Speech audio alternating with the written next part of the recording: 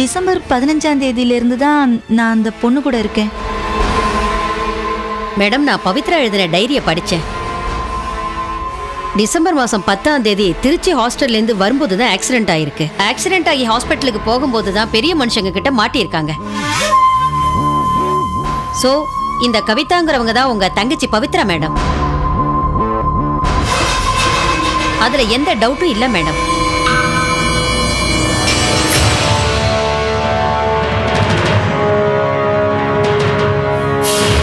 இப்போ அவ எங்க இருக்கா? வீட்டில் இருக்கா மேடம். இவங்க இங்கே இருக்கட்டும். நான் சொல்ற வரைக்கும் அவங்க எங்கேயும் போக வேண்டாம். Yes ma'am.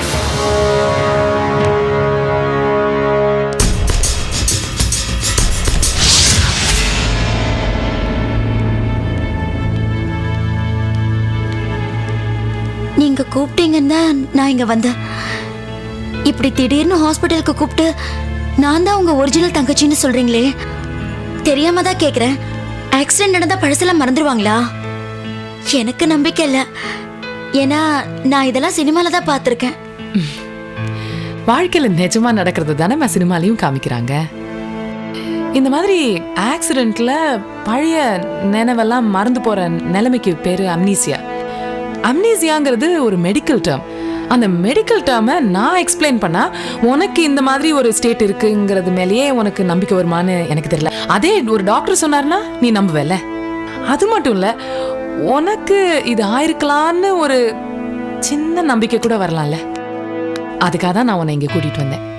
மேடம், டாக்டர் உங்களை கூப்பிடுறாங்க.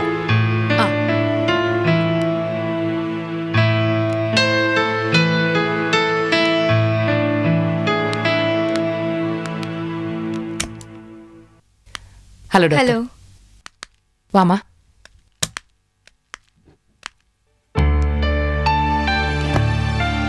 இவங்க தான் நீங்க சொன்ன பேஷண்டா? ஆமா. 5 மினிட்ஸ் உட்காருங்க, இவங்களை செக்அப் பண்ணி கூட்டிட்டு வரேன். ஓகே. ஓகே, வாங்கம்மா.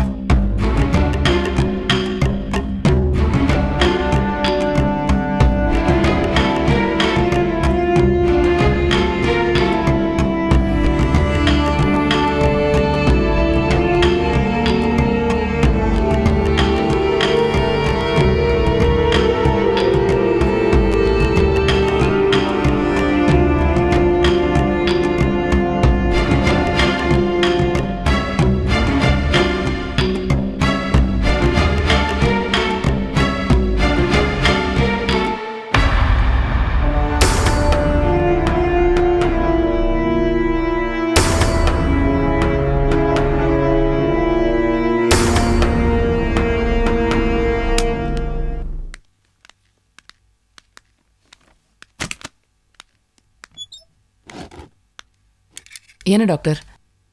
எம்ஆர்ஐ ஆன்ஜியோ ஸ்கேன் பார்த்தோம். நீங்க சொன்னது கரெக்டா இருக்கு மேடம். இவங்களுக்கு நடந்த ஆக்சிடென்ட்ல ஹைப்போதலாமஸ் ஏரியால இருக்கிற சில நர்வ்ஸ்லாம் பாதிக்கப்பட்டிருக்கு. அப்படி பாதிக்கப்பட்டா பல விஷயங்கள் மறந்து போயிடும். இவங்களுக்கு பழைய ஞாபகம் வரலாம், இல்ல வராமலும் போகலாம். இவங்களுக்கு பழைய ஞாபகம் வரணும்னா நாம வேணா ஒண்ணு பண்ணலாம். அவங்க சின்ன வயசுல பயன்படுத்தின பொருட்களை எல்லாம் காமிங்க. அப்படி செஞ்சீங்கன்னா ஒருவேளை அதனால அவங்களுக்கு நினைவுகள் வரலாம். Okay doctor, thank you.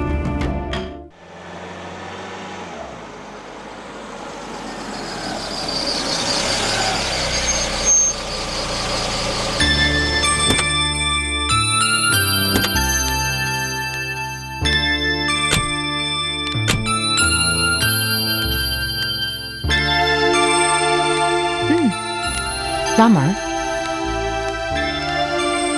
இங்க பார், இதான் நம்ம வீடு. இங்க இருக்கிறவங்க எல்லாரும் நம்ம சொந்தம் தான்.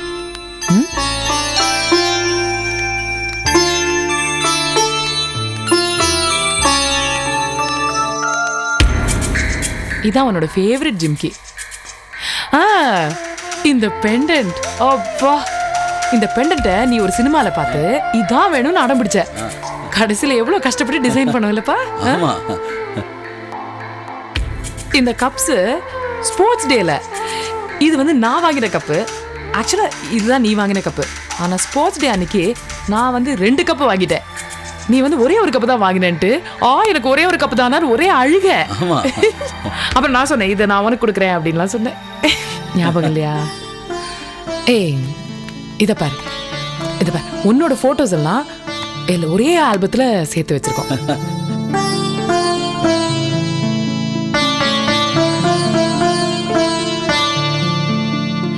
இது வந்து ஃபேன்சி ட்ரெஸ் காம்படிஷனுக்காக நீ எனக்கு இந்த கலர் தான் வேணும்னு சொன்ன. அது என்ன கலர்? கத்திரிப்பூ கலர் வேணும்ட்டு அடம் பிடிச்சு அந்த காஸ்டியூம் தைச்சது.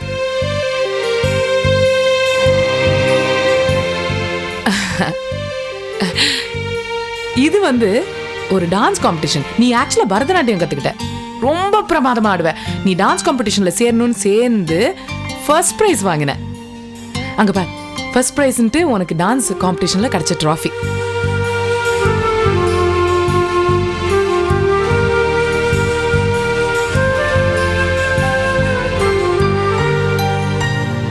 அதை வாங்கும்போது அம்மா அப்பாக்கு எவ்வளவு சந்தோஷம் தெரியுமா?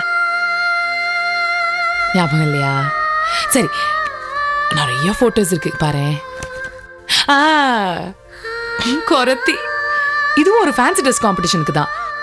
எனக்கு கையில இந்த தேள் பச்சை குத்தி இருக்கு பாரு, இது வேணும்னு சொல்லிட்டு நானும் நீயும் ரொம்ப பொறுமையா அந்த டிசைன்லாம் போட்டோம். ரொம்ப கஷ்டப்பட்டு வரைஞ்சோம்.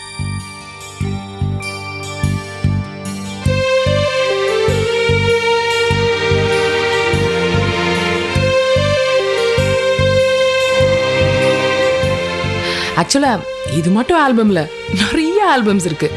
அது ஒண்ணு, நம்ம அது குற்றாலத்துல மெயின் ஃபால்ஸ் கிட்ட நம்ம குடும்பமா நின்னுட்டு இருந்தோம். பின்னாடி ஒரு குரங்கு வந்து உன் பின்னல பிடிச்சி இழுத்துருச்சே.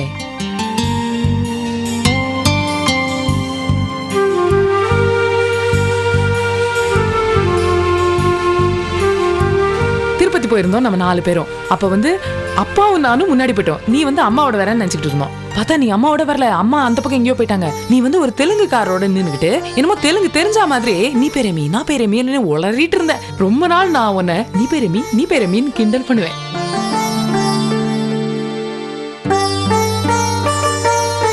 ஞாபகம் வருதா?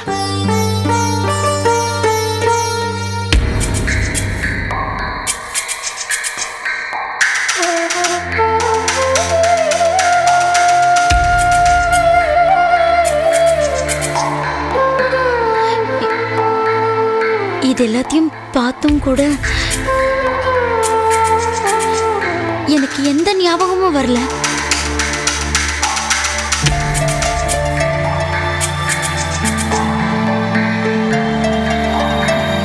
நான் யாருன்னே எனக்கு தெரியல.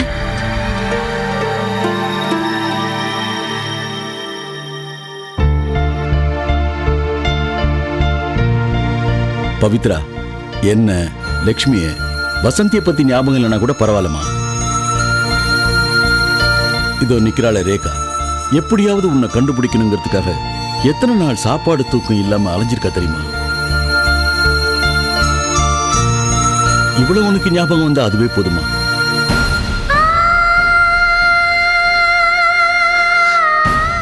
உங்களை பார்த்து பரிதாபப்படுறதா இல்ல என்ன நினைச்சு பரிதாபப்படுறதா எனக்கு தெரியல.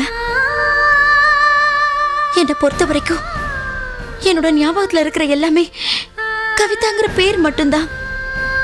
பவித்ராங்கிற பேர் கூட எனக்கு ஞாபகத்துல இல்ல. என்ன? ஐயோ, என்ன பவித்ரா? அழாத பவித்ரா, அழாத. ஐயோ, அழாதம்மா, அழாத, அழாத, அழாத. இங்க பாரு, உனக்கு ஞாபகம் வரலன்னா அது என்ன உன் தப்பா? உன் தப்பு இல்லடா, அழாதடா. உனக்கு ஞாபகத்துக்கு வரும். அப்ப வந்து நீ என்ன அக்கான்னு ஓடி வந்து கட்டிப்பிடிச்சு அப்ப அழுவல, அதை நான் பார்க்கணும். இத இல்லடா. அழாதடா, அழாத.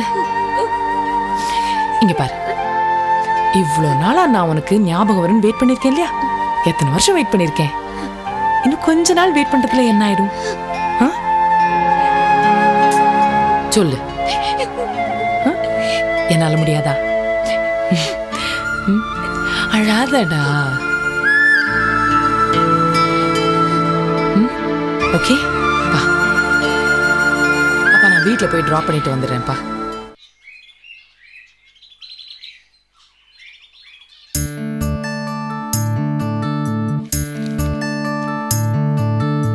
அக்கா, காஃபி. தேங்க்யூ. உங்களுக்காக நான் என் கையால போட்ட காஃபி. குடிச்சு பார்த்துட்டு நல்லா இருக்கான்னு சொல்லுங்க. உனக்கு தெரியுமா, நான் யூஸ்வலா நிறைய பேரோட மனசு வருத்தப்படக்கூடாதுன்ட்டு சுவாரஸ்யமா சில பொய்கள் சொல்லுவேன். ஏய், காஃபி ரொம்ப நல்லா இருக்கு. அப்படியா? அப்படின்னா இன்னைக்கு மத்தியானம் லஞ்ச் கூட என் கையால நான் உங்களுக்காக ப்ரிப்பேர் பண்ண போறேன். நல்லா மாட்டீங்களா? அதனால என்ன, நான் கடவுள்கிட்ட வேண்டிக்கிட்டு ஐயோ கடவுளே என்ன காப்பாத்துன்னு சொல்லிட்டு சாப்பிட்டா போச்சு.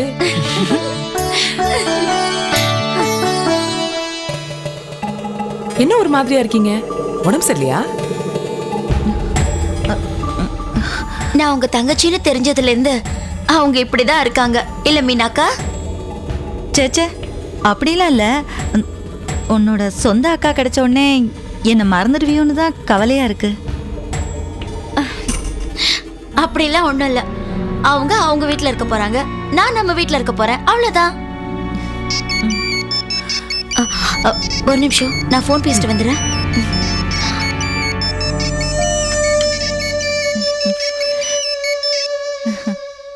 என்னங்க, நானே உங்களுக்கு 4-5 தடவை ஃபோன் பண்ணேன், வாய்ஸ்மெயில போட்டு வச்சிருந்தீங்க.